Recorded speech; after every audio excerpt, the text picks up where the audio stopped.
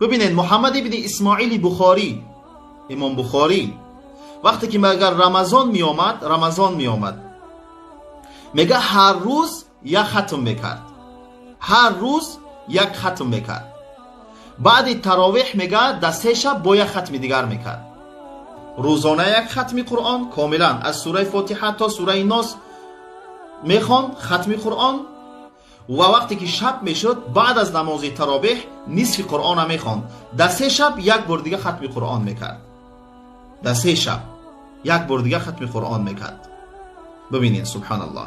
سعید ابن جبیر میگه هر شب یک بار ختم قرآن میکرد، هر شب یک بار ختم قرآن میکرد. سعید ابن جبیر از جمله تابعین، از بزرگان تابعین.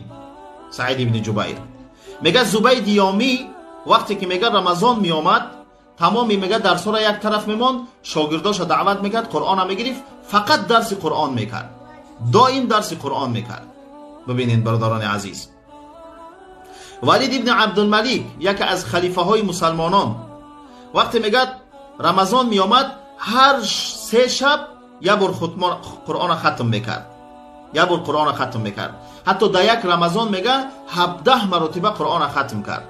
ایرا برای کسایی میگم که صاحب کرسی هستند و منصب و در وظیفه هستند. ولید ابن عبدالملک خلیفه بود، خلیفه بود، کسی بود که منطقه عرب یعنی دولت های عربی و تا یک طرف دولتش قریب روم در رسیده بود، او طرف قریب منطقه فارس بود، یعنی بسیار کلان بود، دولتش کلان بود.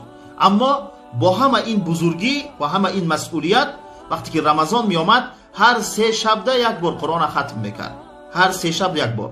حتی میگه یک مرتبه در رمضان 17 مرتبه قرآن ختم کرد.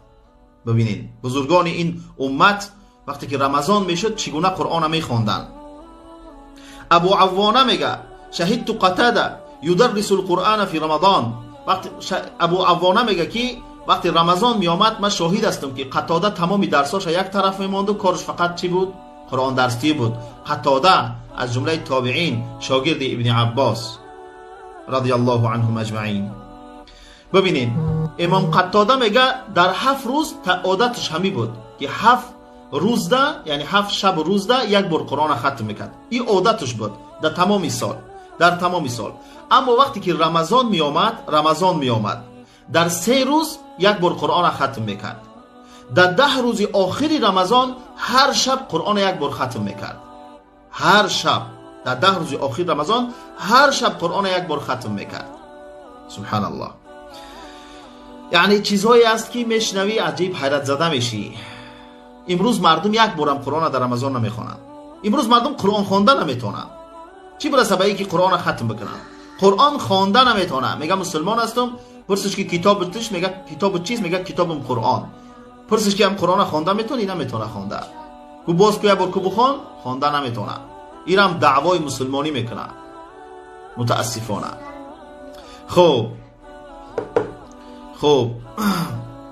ببینید ربیع ابن سلیمان تلمیذ شافعی، یعنی شاگرد شافعی، میگه امام شافعی، امام محمد ابن ادریس شافعی میگه در رمضان 60 مرتبه قرآن ختم میکرد. 60 مرتبه، یک بار نه، 2 بار نه، 3 بار نه، 4 بار نه، 5 بار نه، 60 مرتبه قرآن ختم میکرد. شاید تو سوال کنی که کی وقت یافت نان خورد، کی وقت یافت خواب رفت، کی وقت یافت یگان کار دیگر کرد. من برات میگم الله براشون برکت، الله در وقتشون برکت داده بود. الله در وقت اونها برکت بخشیده بود.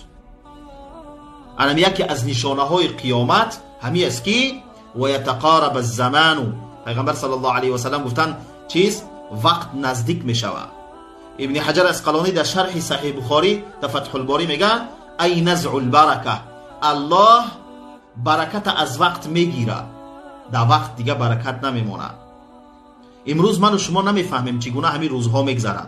شب میشه روز میشه، شب میشه روز میشه، شب میشه روز میشه.